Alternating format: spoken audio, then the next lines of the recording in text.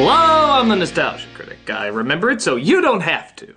Some Christmas specials we watch because they're so well done that we love them. Others we watch because they're so odd and strange we can't help but love them. But every once in a while you get one that's kind of in between, one that you feel like a little effort went into, but somehow also a lot of effort went into. And the crowning champion of that is the Charlie Brown Christmas. Every year we watch this simple, sweet, but let's face it, kinda cheap short. While it's beloved by millions all over the world, there are some people who scratch their heads and simply say, I don't get it. Not the obvious message or the fact that it's supposed to be simple in its approach, but they don't get why this is a holiday classic. Why is there merchandise selling like mad for it every Christmas? Why does everybody show it to their kids? Why do people act like it's the greatest holiday special ever made with no problems at all? I'll admit growing up, I liked Peanuts fine, but I got more into their other projects, like Snoopy Come Home or the Halloween special. Hell, even their second Christmas special I thought was actually a little bit more interesting than the first one. I just thought they had a lot more atmosphere and character to them. And while I didn't mind the original Christmas special, I'll admit I was kind of confused why everybody obsessed over it as well. What was the magic formula that seemed to win everybody over? And more importantly, as a lot of people are starting to ask, is it overrated? Well, first a quick rundown of the special. Charlie Brown is feeling very Charlie Browny as he wants to understand the true meaning of Christmas. He's told that by directing the Christmas pageant, he'll be forced to understand what the true meaning is all about. And under a time limit as well. As expected, he's not a very good director, unable to control his actors and also bringing in a very sickly looking tree. But after Linus explains the very literal meaning of Christmas, quoting the Bible, everyone, including Charlie Brown, find the beauty in the tiny tree and make it up to look nice. And it just sort of ends there. Yeah, we never get to see the pageant. We have no idea if it goes well or not. It just sort of ends on them singing. That's it. To some, this would seem like lazy writing. Why have a pageant if you're never going to show it? Hell, even the things going wrong with the pageant are not traditionally funny. They just keep dancing while he shouts directions. And the fact that the acting's often stilted, the animation's obviously on a tight budget, and several segues with Snoopy, Schroeder, and others that tie in little to the plot. Hey, this is bad for the same reason a lot of our things we don't like are bad. So what are the elements that made people love it so much? Well, let's look at the technicals first. For example, the music.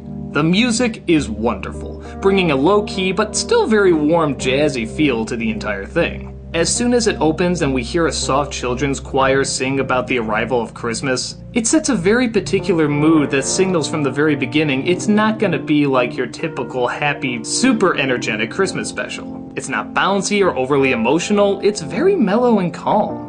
This music is such a staple at Christmas that even the Peanuts piano theme is played on the radio around this time. And that's in every Peanuts special, yet we still associate it with this one the most. We just sort of group it in with how good the rest of the music is. Next, let's talk about those detours, like Lucy forcing Schroeder to find the perfect song, or Charlie Brown just talking to himself about Christmas, or Snoopy just being Snoopy. A lot of these don't really further the plot that much, so why have it? Well, much like the Halloween special, it helps establish the environment of Christmas. We watch The Great Pumpkin every Halloween because they do all the things you're supposed to do on Halloween. Go trick-or-treating, bob for apples, make costumes. It's impossible not to think of the holiday. The Christmas special does this too, just in a different way. There's tons of specials that show Santa, opening gifts, hugging family, so this one decides not to go that route.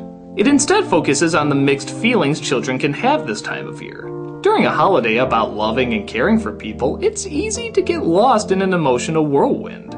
With all the charities and stories about the less fortunate, people forget there is a very grim side to the idea of Christmas, and the greatest Christmas specials always point that out. This one captures an element of childhood that not a lot of other specials do: the confusion. And not simple stuff you see in like Family Circus, like, oh, what does this word mean? I mean like emotional confusion. Childhood isn't all fun and games. It's a strange and uncertain time. And because we teach kids that Christmas is more than just Santa and presents, it forces their minds to venture to deeper and more thought-provoking places. That's what Peanuts usually got so well, the uncertainty. Sometimes there are clear answers, sometimes there aren't. We don't know why things never go right for Charlie Brown, it's just kind of what life throws at him. Which taps into another element of childhood that's rarely talked about in specials: cruelty. The other kids are relentless to him. They never let up. They are just so mean. And a lot of people would say, oh, those kids are just so mean to him. Why? But people forget they are judgmental. They are mocking. They do tease anything that's different. And since Charlie Brown is not your typical upbeat kid, of course they're gonna make fun of them. But they're not just typical bullies. They're kids like any other kids. If they were bullies, that would make them very black and white and not as interesting. But every single one is relatable and has some aspect of childhood that you remember and probably happened in your childhood. Now, Charlie Brown's not happy about this, but he keeps going, hoping one day he'll find answers to all the questions he doesn't know, but is open to the very real probability that he won't. So he has to take comfort in the little things, like the optimism of not getting his kite wrecked, or one day being able to kick the football, or a tiny tree that can be seen as beautiful. And it wasn't until I really thought about that tree and embracing its simplicity that I realized, that's what I'm doing with this special. When the animators finished making this, they showed it to the studio and they hated it. They thought it wasn't gonna work at all and it was awful, but they already paid for it, so might as well run it. But because it was so simple and so different from anything else that was on TV, people really enjoyed it. And afterwards, the studio just shrugged and said, what do we know? It's like the studio was all the kids that were making fun of the tree, and the tree itself was this special. Remember when I was talking about how you never see the pageant go on in this? Well, maybe the reason is because you're watching the pageant right now. Think about it. Literal kids, many of them amateurish, giving wooden performances against simple backgrounds with piano music talking about the meaning of Christmas. This is a Christmas pageant, just on TV.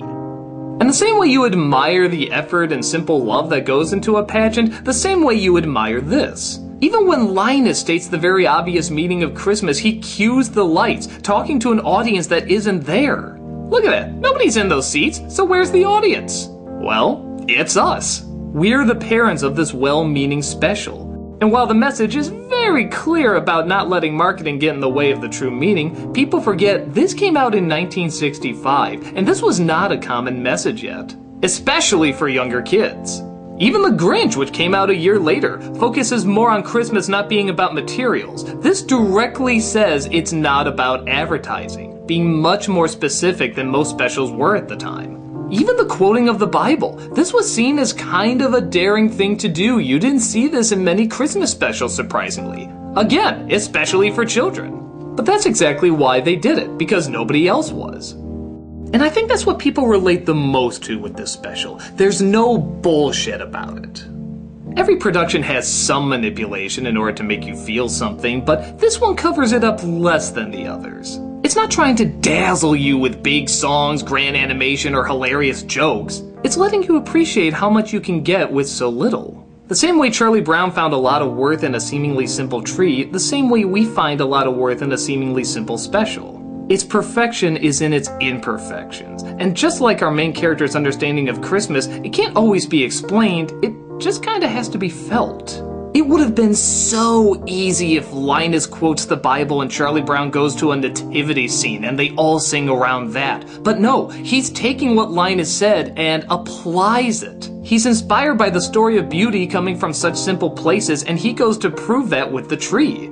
In doing so, his simple act inspires the rest of the kids to see that same beauty and apply it themselves. We all see nutjobs quote their religion but never actually follow what they preach. Say they're supposed to be kind to others but be really mean-spirited and judgmental instead. This is showing the importance of following through with your actions. Not just saying it, but actually practicing it. Putting it to use in real life. Shit, this is really good! It's really good because it does everything in its own simple way, and it's a way we're not used to on Christmas specials, but we can still very easily relate to. Is it gonna win everybody over? No, but it's not supposed to. Some people will find great joy in its simplicity, others will want something more challenging and complex, and there's nothing wrong with that. You can find that in the Arthur Christmas or the Christmas carols or whatever. But to its credit, I think there's more to this special than meets the eye, just like there's more to Christmas than meets the eye. It isn't just about spreading the story of Christmas, it's about practicing it yourself. It's showing the importance of applying it as well as celebrating it. It's about putting that effort and love towards the things that are most important. Anyone can just quote scripture, but it takes a special talent to inspire and make others do better. And for a lot of people, that's what this special does. Yeah, it's basic, yeah, it's stilted, yeah, it's not that funny. But I can't help but feel like it tapped into something more than the majority of other Christmas specials do. Something simple, but still speaks to the majority of people watching. In the end, maybe it isn't such a bad little special after all. I'm a nostalgia critic guy, remember? So you don't have to.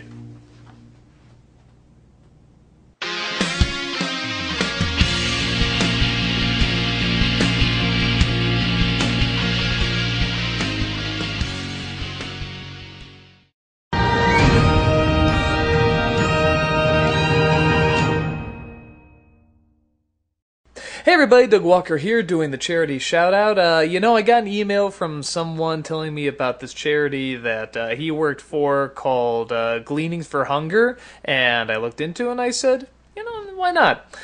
This looks like a very nice charity that is trying to do exactly what it sounds like, feed the hungry. Not just in North America, but in Asia, South America, and Africa. Pretty much anywhere they can get to.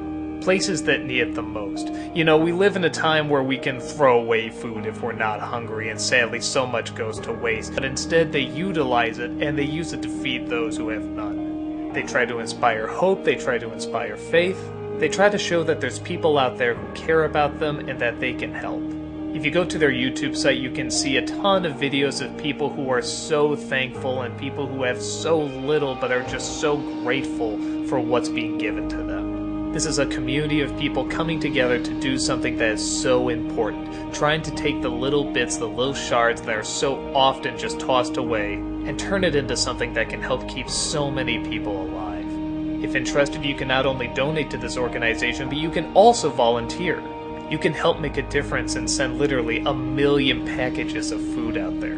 So if this sounds like something you'd be interested in, definitely click on the link and check it out.